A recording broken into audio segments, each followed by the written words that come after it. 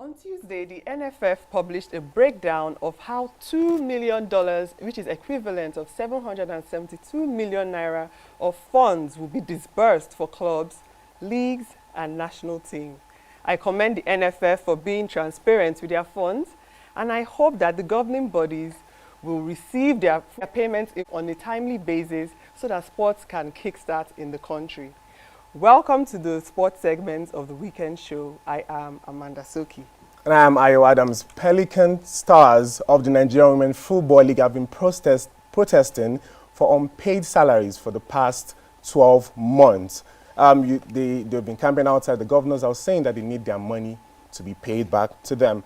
And also paying tribute to the Stars, we have on August 12th, Samuel Okparaji was remembered by the NFF, and also on August 12th, Wednesday, Danladi Nasidi passed away, the under-15 coach for the Nigerian youth team. It's a sad sight for Nigerian football that Danladi has passed away. I'm sure his boys are going to miss him dearly. And also on grassroots football, Abba Bichi Jr., former Golden Eaglet boy, signed for 5 Stars Football and Consultancy last week. So, of course, we had a prediction game and for the Champions League match against Bayern and Barcelona, where fans were meant to win a shirt by John Ogu. But unfortunately, no one predicted the right scores. So we would move that to next week's games of whoever Bayern Munic wins. So moving on to Serie A news, club legend Andrea Pirlo was announced as the new manager of Juventus. Unfortunately for Sarri, he was sacked right after they lost their match against Lyon. So right now there's a clear trend of players becoming managers at their clubs, and I actually support that motion of bringing in past legends or players to come into the club and become their managers, because I believe that these players, they know the DNA of the club, they know the philosophy of the club. They would come in and, of course, get the fans going. They bring the whole like a good mood in the club, between the staffs, players, everybody. So I support this new movement of seeing clubs bringing their past players, just like Ole is at Manchester United and also Lampard is at Chelsea. You know, we have success stories of Zidane going to Real Madrid and doing such a fantastic job. You know, Conte at Juventus, Pep Guardiola at Barcelona. Yeah, so I'm all for it. Well, I think it's a good thing. They know, like you said, they know the philosophy, they know the in and out, and they know the DNA of the team. It's easier for them to transition, to pick a club legend who played with them, who understands how the game goes. I mean, and we've seen success stories, like you said. So I think it's a good thing. But we just need to see what Andrea Pirlo has to offer with Juventus. I mean, there's Ronaldo, there's Dybala, there's a lot of qualities in the club. Let's see what he can make out from his appointment. And moving on to players and antics, we have Mesut Ozil finally opens up on him being in Arsenal. Mesut Ozil said that he was not given a chance by the new coach Mikel Arteta since the resumption of the league after the COVID-19 break. He said he wants to be in the club till his tenure is over, and I think that is similar to Bale, isn't it? Yes. The Bale situation makes me so upset because I love Bale, and I just have to blame the Real Madrid board and, of course, their president, Florentino Perez, for this debacle that is going on in Real Madrid. Right now, Bale, who of course wanted to leave the club last summer, but unfortunately for him, at the last minute, it was cancelled. You know, the Chinese club came for him. They were going to make him the highest paid player by paying him £1 million a week. I mean, who wouldn't want to get that? And next minute, Madrid changed their minds and cancelled the deal. I don't know, they felt like they should have gotten a transfer fee for Gareth Bale. So he's so upset with that. And of course, he's not being played. So right now, he's like, I'm going to sit out my 2 years of my contract remaining and at the end of the day, he's going to get £64 million at the end. So I'm all for Bale. Scoring in the Champions League final and Zidane celebrating, now putting him, and now he's on the bench. How does it get to that from here to here for Gareth Bale, and then he's sleeping on the bench making antics? I don't know what is wrong with Bale. I don't know what is wrong with the Real Madrid board, but I think Gareth Bale should make a wiser decision. His career is at stake. If he needs to leave, he should make it open that he wants to leave. If he wants to stay, he should make it open that he wants to stay. there are lots of talented players like him out here. So there is nobody waiting for him. It is clear that there is nobody waiting for him. There are lots of players in Real Madrid who can take up a spot. So I think it's left to him to do what he wants to do. It's time for him to move on, and I think Madrid has moved away from him. Okay, moving on to Europa League news. Manchester United won their match in extra time 1-0 by a penalty scored by Bruno Fernandes. Honestly, that match was very boring for me to watch. I mean, I just wanted to walk out and leave, but at least in the second half, the game kind of picked up and was way better. And, you know, I think the highlights for me of that match was, you know, when Juan Mata came into the game, he kind of changed things. Anthony Martial came alive, was showing some beautiful skills and, you know, dribbling past, and it looked Messi-esque in his dribbling skills, I must say.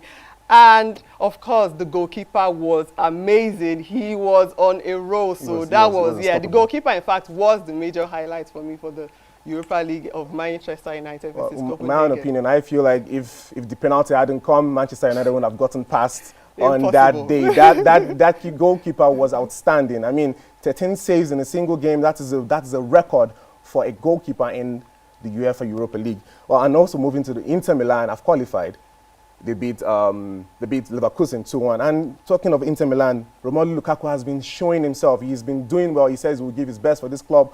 And I think he wasn't given enough, like still on Manchester, and I think he wasn't given enough room to showcase himself. But now you can see, and I really want to see a Manchester United and Inter Milan showdown so Lukaku can come back and bite Manchester United. Impossible. So we move to the Champions League, where Barcelona were battered by Bayern Munic. How do you go from the best team in the world to they were reduced to ashes? 8 goals in a single game. What if this game had a second leg? What would happen? 16? 16 goals. That match was a total annihilation of Barcelona. I was watching with so much joy, I have to say. Watching that match kind of reminded me of how Germany dismantled Brazil 7-1. So I just met the whole team was on point. It was such a wonderful team effort, and Bayern, for me, they are the ones that are going to win this Champions League. Yes. Bayern Munic is ruthless. They've shown everybody that they're ruthless. They've shown Chelsea. They've shown in the league. And now they've told Barcelona. Muller came on air and said, there is no hope. We are the best. And they came and they showed how they are the best. Barcelona looked so unsure. Marc-Andre ter Stegen, poor performance. Semedo, everybody should hang their heads high. They should drop that jersey. They do not deserve to play for Barcelona. Lionel Messi inclusive, because it's high time. Every season, they always mess up like this. It is not good for a team of that level, having the current best player in their team and losing 8-2. If there was a second leg, I'm not sure I would want to watch it. It was a sad sight to see from the mighty giants reduced to ashes. I think Bayern Munich would go all out to win the Champions League, in my opinion. But Barcelona should better find a way to make things, to find a way to make things right. They should restructure the whole team, from the coach to the board to the president. Everybody who has made this Barcelona team look less of a team should be let off. Yeah. And then still in Champions League, we have PSG, and they left it late. PSG, Leipzig against Atletico Madrid, they left it late. And I think Mbappe inspired a comeback, didn't you think? Yes, I would say Mbappe was brilliant once he came on. And of course, Neymar was doing so well, but just wasn't finishing his chances. He was, he made beautiful dribbles. I mean, he even had a record of 16 dribbles. So he actually played well, but I guess too many defenders were on him. And once Mbappe came into the match, he changed everything. He just made the defenders, they couldn't just focus all their energy on Neymar. So it was an okay match. Although I didn't want them to win, I'm always rooting for the underdog. I actually wanted Atalanta to win, but they've had a great season, so it's all right. Next season, hopefully you come back and, do some damage. I mean, if you enjoy Atalanta this season, then wait till you see them up and running next season in the Champions League. I mean, they gave it their all, but it was not enough. But Leipzig, Nagelsson's men went on the pitch and then showed Simeone's men that we are coming to attack. Your compact defending means nothing, and then they still left it late to a goal by Tyler Adams in the 86th minute, put the game to bed. Atletico Madrid did not expect it. You did the normal trend with Atletico Madrid. They score a goal, they go back, and they defend. But Leipzig came out, and they came to win, and now it's PSG versus Leipzig in the semi-final. Yes. That's a good I sign. was so, do you know, I actually did not want to watch the match because I just thought Atletico Madrid were going to be the clear winners of this match. I did not see Leipzig coming at all to win this match, and I was so impressed with them. Like towards the end of the match, they were getting yellow cards, and I was thinking that maybe they are getting nervous and would totally lose the game. But next thing, they scored their goal even without Timo Werner, who is their main striker, who has moved to Chelsea. They still won the match. So they are an awesome team with an awesome manager who is only 33 years old. He is the youngest manager in the league currently. Yes, I mean, to see that Leipzig could pull a win without Timo Werner, was exciting to see. That means they've grown. They've grown past Werner. They showed the class. And I think I don't know if they will go a long way, but them against PSG is a showdown for everyone to see. So watch out for PSG and Leipzig. Now we move to the transfer center. The transfer center.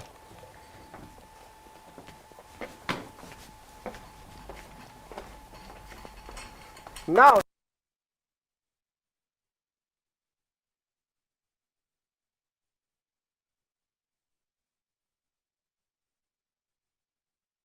Arsenal, and now we have Willian moving to Arsenal. What do you think that would do for Arsenal? I believe Willian is a good signing for Arsenal. Yes, he's 33 years old and older, but at the same time, he does have 9 goals and 7 assists. And compared to Nicolas Pepe, who plays on the right wing, he has 5 goals and 6 assists. So Williams will definitely bring to Arsenal experience, which I believe they need. But at the same time, how much would he impact the team? I don't really know. Compare Williams leaving versus Chelsea getting Ziyech.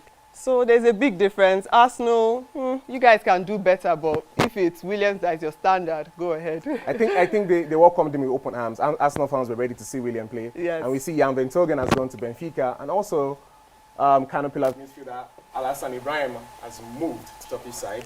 Blaise Matuidi has gone to Inter Milan. Mohamed Salisu in Southampton, and Liverpool, of course, signing Costas from Olympiacos. Those are the done deals for the transfer window. And then also, Manchester United might not be getting Jadon Sancho. It seems Manchester United might not be getting Jadon Sancho this season because Sancho has said that he wants to stay in the club.